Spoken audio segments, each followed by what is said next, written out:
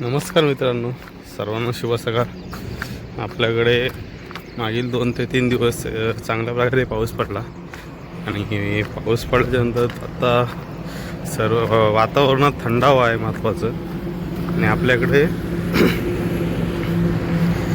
आज सकाळपासून पाऊस थांबला, म्हणजे काल संध्याकाळपासूनच म्हणाल तर. आणि नेहमीप्रमाणे आपण आलो आहे आता शेतामध्ये, आणि शेतामध्ये आपल्याला ही डाळगोंची भाजी असते तर ते टिपायला. आणि त्या साईडला शेत आपली खलाटी आहे, तिकडं माणसं भरपूर दिसतात. पण आपण गावखाडी क्रॉस करून जाणार आहोत, तर पहिले आपल्याला इकडे काय भेटते ते बघणार, तर नंतर तिकडे जाणार आहोत.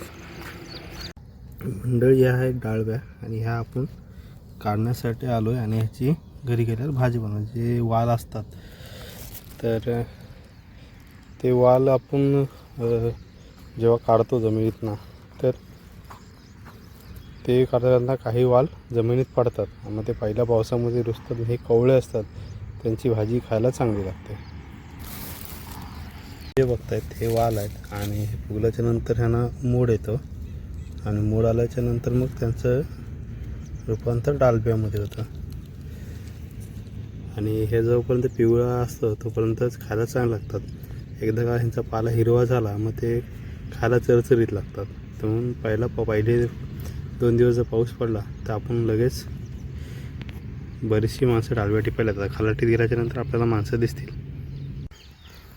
तर ही आपली गावखाडी आहे इथं, आणि गावखाडीच्या पण ह्या बाजूला, आणि थोड्या वेळाने त्याच बाजूला जाणार आहोत. आणि नदीचं खारं पाणी शेतात घुसू नये यासाठी इथं जोता बांधलेला, परंतु तो आता काळांतराने तुटला आहे. आणि मग पाणी ते ह्या साईडने येऊन असे इकडच्या शेतामध्ये जातं. म्हणजे भरतीचं पाणी येतं ते पहिला जो होता तो त्या साईडची दारा कोसळले, ती कोसळली नव्हती तर हात ते जॉईंट होता. म्हणजे इकडनं त्या साईडला जाता यायचं. आता आपल्याला परत असा गोल फिरून त्या साईडला जावं लागणार आहे, आणि आपण आता त्या साईडला जातो आहे. 7:15 आपण बाहेर पडलो होतो. एवढ्या म्हणजे 2 जणांची भाजी होईल एवढ्या डाळव्या भेटल्यात. आणि इकडे आपण गुरं चारताना बघतो आहे. आता बघूया त्या साईडला कोण भेटतो आहे का. सध्या तरी मी एकटाच आहे या साईडला. त्यामुळे तुटलेला बांध बघितला तर त्या बांधाचं पाणी तर तिकडनं असं ह्या पाळामधनं इकडे येतो, आणि ह्या इकडच्या शेतामध्ये जातो. त्याने ज्याने इथं खारा पाण्याला मग इथे शेतीमध्ये पीक येत नाही. तर तो जो पहिला जो होता बांध व्यवस्थित, तेव्हा पाणी यायचं नाही. पण तो बांध हे झाल्यापासून येतो. आणि हा इथं जरी आपण अडवला पाणी तर इकडनं येणाऱ्या वालाचं पाणी, शेतातलं पाणी ह्या साईडनेच इकडे खाली जातं. आणि बाबा आलं ना, बाबांच्या हातात पण डाळव्यांची पिशवी दिसते.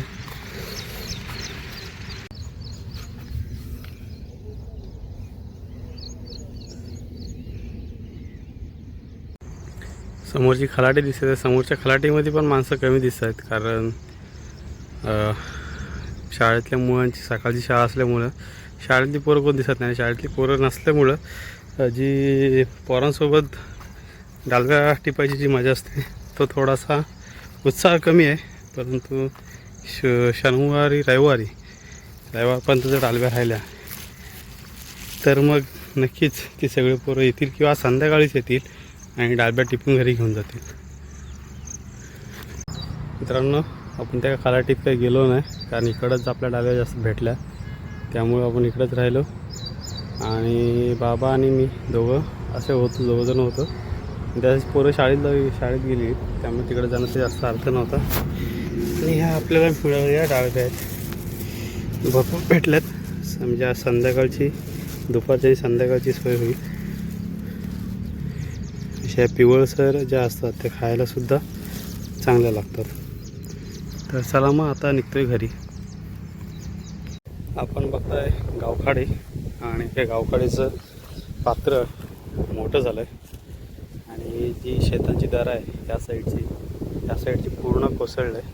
आणि ते तिकडं पण जायचं आहे. हे एवढं दारा लांब नव्हता, ह्याच्या अर्धा होता. पण ही जमीन दसून आतमध्ये नदीने आतमध्ये वळलं आहे, त्यामुळं हे पात्र आपल्याला मोठं दिसतं. आणि तिकडे म्हटलं होतं सकाळी की पोरं कोण नसेल शाळेमुळं, पण आता तिथं पोरं दिसतात. तर चला जाऊया आपण तिकडे.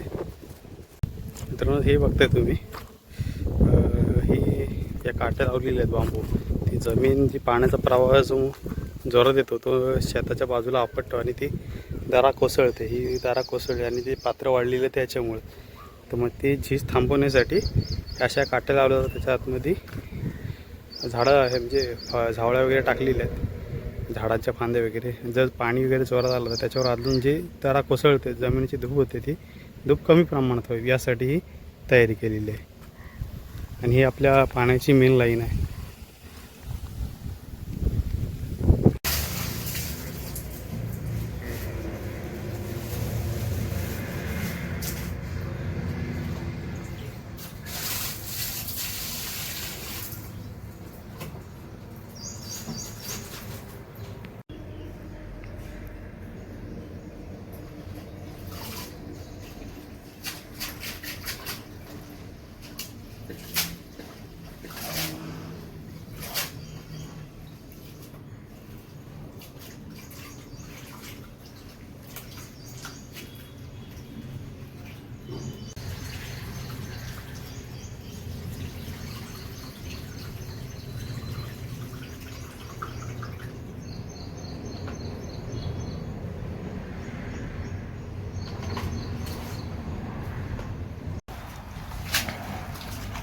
डाळ मस्तपैकी धुवून घ्यायचा, जेणेकरून ते माती असते ती माती निघून गेली पाहिजे.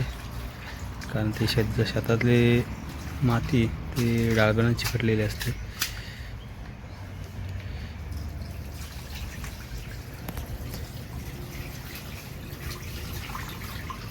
आणि स्वच्छ धुवून घ्यायचं. त्यानंतर ते खालची जी मुळं आहेत ती मुळं बाजूला काढून घ्यायची. आणि कापून कांदा, मिरची, मीठ, तेल ह्याच्यावर मस्तपैकी डाळब्यांची भाजी बनवायची. चला तर अशा तऱ्हेने आपली भाकरी आणि डाळब्याची भाजी तयार झाली. तर चला मग या नाश्ता करायला.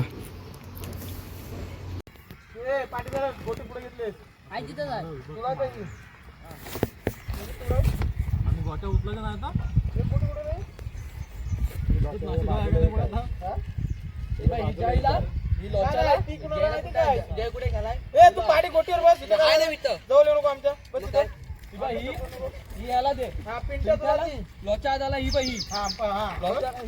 परत तो कोण आहे जंगल काश्मीरला ही दे, स्वरूपला ही दे. नाही नाही, स्वरूपला कुठली आहे? स्वरूपला ही दे. जंगल काश्मीर त्याला ही दे. आणि तो नमित आहे ना, नमित त्याला ती दे. त्याला ही दे.